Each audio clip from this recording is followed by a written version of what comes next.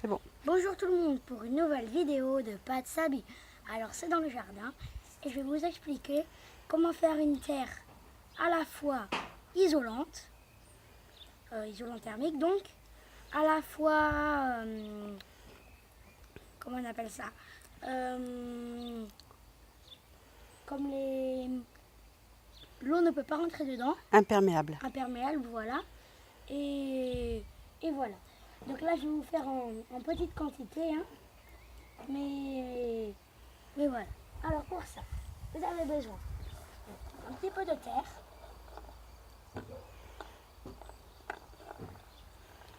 un peu de sable.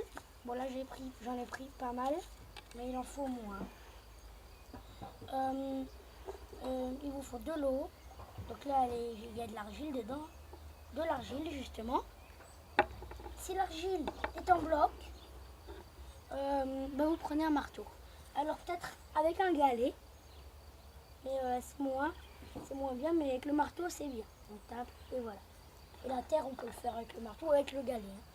Donc voilà. Alors comment faire de la terre comme ça? Quand vous la prenez, elle est toujours un petit peu, surtout s'il a plu le jour d'avant, elle est toujours humide.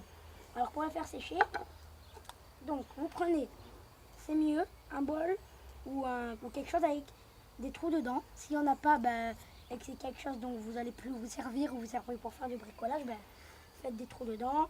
3, 6, c'est bien, entre 3 et 6. Donc vous mettez la terre dedans et après vous appuyez pour faire sortir l'eau. J'ai le soleil dans les yeux. Et voilà. Donc et après vous attendez que ça sèche. Et après, vous récupérez, soit ça va être déjà en poudre, moi je l'ai fait sécher direct. Voilà.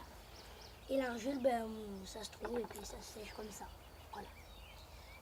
Donc ça c'est de l'argile que je n'ai pas filtrée. Voilà. Donc on va commencer par casser l'argile.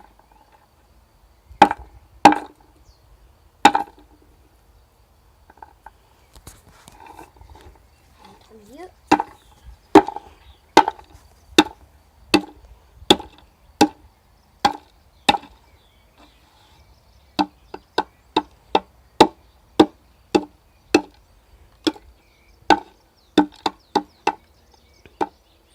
La terre. Voilà. La terre c'est un peu moins solide que l'argile comme c'est sec. L'argile, hein, c'est avec le galet, mais c'est pas super. Hein. L'avantage avec la terre, par contre, c'est qu'elle se met mieux en poudre que l'argile. En plus, ça gicle partout l'argile quand ça se passe, alors que la terre, c'est mieux. C'est un peu mieux quand même. Voilà. Ensuite, le sable. Voilà, là, j'ai ça, le sable, mais on va le mettre. Comme ça, on va le faire. Autant que la terre, c'est bien. Autant de sable que la terre. Peut-être un peu plus de terre. Un peu moins de sable. Voilà. Donc moi j'ai pris ce pot là pour la terre. On va bien écraser l'argile. Voilà, donc après vous pouvez prendre un galet pour bien écraser. Comme ça. Voilà. En gros c'est comme ça. Si vous faites ça voilà. Sur de grandes quantités, il vaut mieux pour la terre, pour la mettre en poudre, au fait, j'aurais dû dire. Il vaut mieux prendre un grand ramequin, un grand pot, un énorme saladier, voilà, ça peut être bien. Soit vous en servez plus, vous faites des trous, soit vous êtes en plein été, il fait bien chaud, et vous le mettez bien au soleil. Voilà. Donc à l'endroit où le soleil est entre midi et 16h, parce que c'est là où c'est le plus fort. Voilà, donc maintenant, on va prendre l'eau, voilà, on va prendre la terre.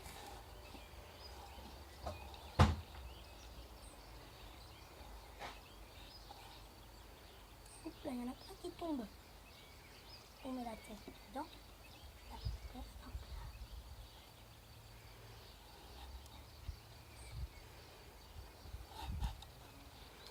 Voilà, c'est bon. Elle va prendre une drôle de forme, hein. Le sable. la terre et le sable, l'ordre n'est pas obligé. Mais en tout cas, l'argile en dernier. Voilà. Et l'argile.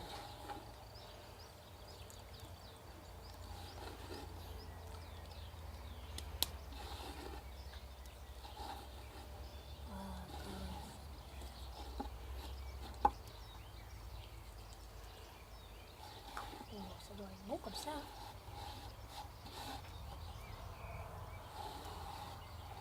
Voilà. On va mélanger.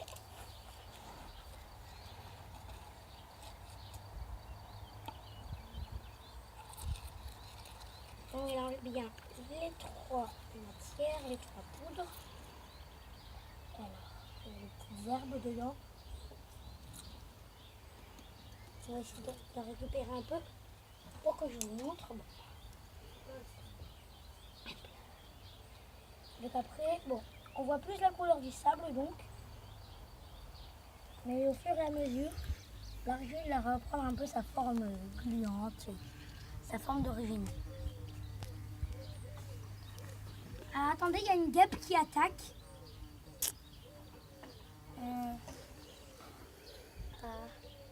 Depuis que je me suis fait piquer par les guêpes, hein. Putain. Oh, mais il y a un piège à guêpe derrière. Donc voilà. Donc voilà un peu à peu près à quoi ça devrait ressembler. Si c'est bien fait, ça ressemble à peu près à ça. Donc il y a bien la couleur du sable. C'est bien l'argile quand il est en bloc parce qu'on peut bien voir s'il y a de l'argile ou pas, s'il est bien mis. Donc voilà. Vous touchez et vous voyez qu'ils fondent pas trop directement, mais certains blocs d'argile fondent un peu mieux. Par exemple lui. Enfin voilà. Donc voilà. Et ça c'est donc la suite de la vidéo dans quelques jours quand tout se mélange sera sec. Mais si vous voulez une couleur sable, n'hésitez pas à rajouter un peu de sable. Si vous voulez que votre poterie ait couleur sable, on va rajouter un peu de sable. Voilà. Et vous remélangez.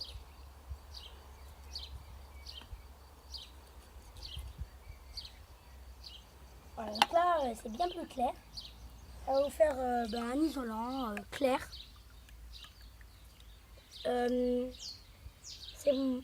Pour la chaleur, bon, il vaut mieux pas mettre trop de sable. Que vous savez, plus c'est foncé, oui, plus la chaleur repart. Alors du coup, voilà. On va vers le fond, on va plus voir la terre.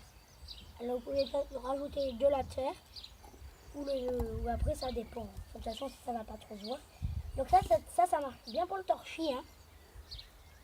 Donc moi je fais plusieurs plaques de torchis. Donc là j'en ai. Donc ici, j'en ai dans la cabane aussi, qui est un peu mieux dans la cabane. Et pour l'isolant thermique aussi, vous pouvez utiliser vous mélanger de la cendre. Après vous avez fait un feu, il y a de la cendre et puis vous en récupérez un peu. Que vous mélangez avec de l'eau, un peu d'eau, plus de cendre que d'eau. Ça va rendre une pâte et cette pâte isole bien. Voilà. Donc c'est la fin de cette vidéo. Vous pouvez vous abonner, laisser des petits commentaires et des petits pouces bleus. À bientôt pour une nouvelle vidéo.